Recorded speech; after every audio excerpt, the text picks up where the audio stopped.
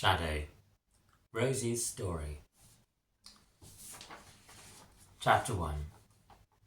I don't want to go, you say. You're wrapped up in soft blankets the colour of dusk. The curtains are drawn. Sunlight peeks through a crack. Mum, Rosie won't get up, your younger sister shouts. You gently moan, trying a feeble roll, giving up. We're running late already, your sister adds. You can't be late for the procedure if you're not careful. And I don't want that on me when it's my turn. Clod the stinking procedure, you say. Mum, Rosie's swearing again, she shouts, stomping out of your bedroom. Sighing, you swaddle yourself up in your blankets and turn, making yourself into a pancake and roll off the bed, falling to the pine floorboards with a muffled thump. You are still. You push away the bedclothes and crawl out of the room. The pale shadows in the corner of the room shift, but you're too sleepy to notice.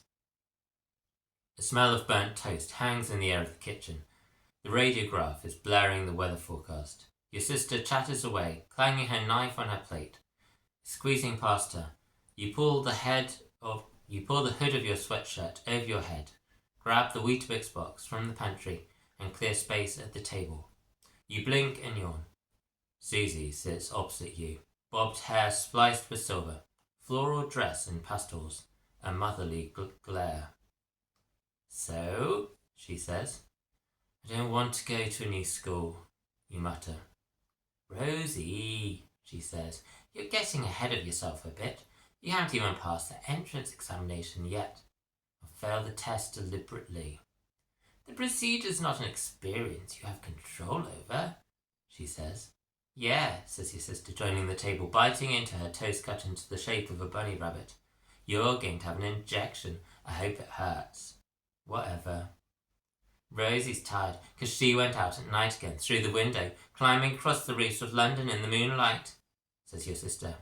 Did not, you say, eyes on your cereal. She's just lying again. You glance up and stick out your tongue at your sister. She steals your spoon and farts on it. We've talked about this, says Susie. It's not safe out there. We can't go out after sundown. What if the terrors, the enchantments of the London barrier keep them away? You say. Susie takes a deep breath. It's a big day, says Susie. For the family. You're going to do your duty for the British Empire.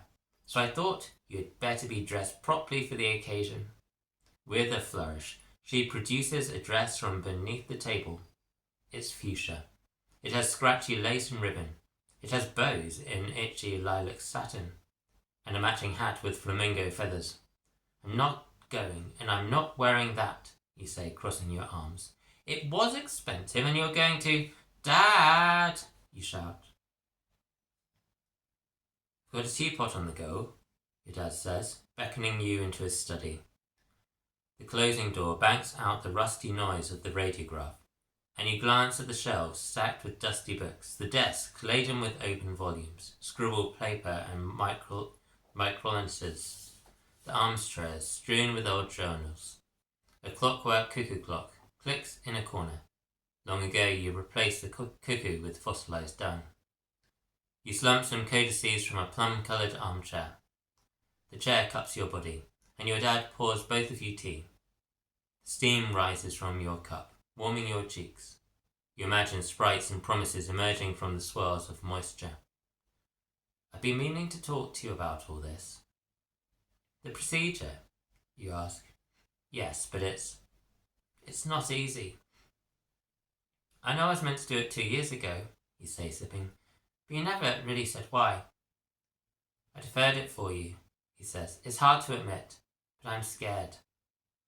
What could make you scared?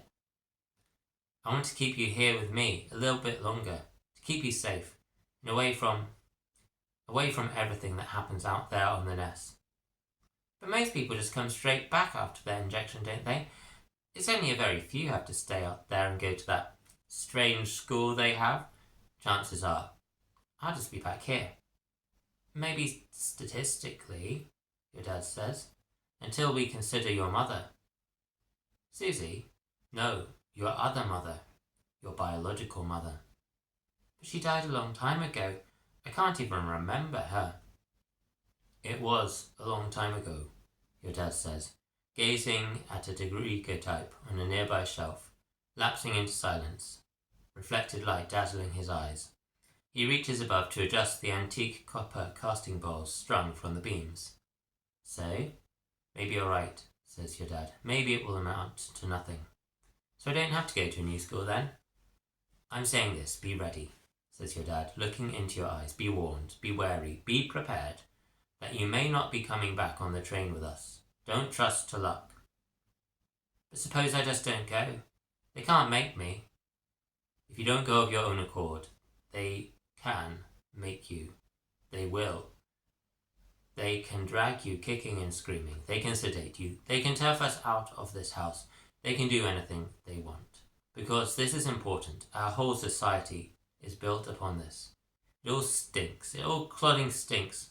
I agree, he says, and that's what I want to tell you. But you'll get through it. I'm sure that whatever you have to face, you're more than equal to it, no matter what. Fine. Tell her I'm not wearing that dress. Of course, darling Rosie. As you look into the bathroom mirror, you realise that no one has wished you happy birthday. You're 13 today, but everyone has forgotten, or not forgotten, but birthday wishes have been displaced by the other thought, the one about the journey, and the test, and the stupid injection. You've been hinting for months that you'd like a cat, a kitten, to curl up with you in the blankets. But there's been nothing. Unless you count that horrifying dress, but you don't count that horror show masquerading as clothing. You take an appraising look at your face in the mirror. You decide you do definitely look different now to when you were 11 and should have gone for the test. A strand of brown hair falls over your face, loose from the ponytail. Your face is leaner and more defined, your brown eyes less wide, but your cheeks still turn pink when you're angry. The girls at school say you feel different afterwards. After it happens to you, they said it makes you more mature, makes boys like you more. Your cheeks turn slightly pink. You don't see how that could be. They came back. The procedure had no result for them. You wash and pick out clothes to spite the dress, a black turtleneck and black jeans. Having shaken off your sleepiness, you wander through the house, wondering if you're saying goodbye, brushing with your fingertips the peeling gold-striped wallpaper in the dining room, fetching the socks you hid in Susie's favourite teapot, grabbing all the dry black clothes you can find in the scullery, crunching the grass in the garden in the cool morning air, and stroking the minulating thistles with their delicate chiming, gathering cashmere scarves and willowbark tablets. Your stomach feels like it's orbiting a distant star, careering and wheeling high above. You don't like change. Your younger sister is cartwheeling down the hallway, chanting that she'll have a room to herself tonight until she bangs her head and cries. You go to your room to escape the peals of sound, laying out your most precious belongings on your bed, trying to decide what you will take with you. Yes to the saloon matches, no to your childhood dolly, yes to the hagstone pendant, no to the old cola bottle. I told you to pack the big trunk, says Susie, glaring at your small backpack.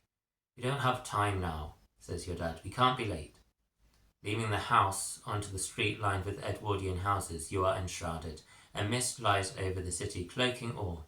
A man bicycles past, emerging from the dim morning, vanishing back into it. The tram stop at the end of the road is packed with commuters in their seats. No seats are free when the tram arrives, and you hang to a pole, wobbling with every jerk of the tram. You take extra notice of the plumed arcanist in his controller booth. You wonder if this is the life you might have, stuck in a box all day, a mechanist of matter, moving an object from one place to another, your plume getting stuck in the door every time the tram stops.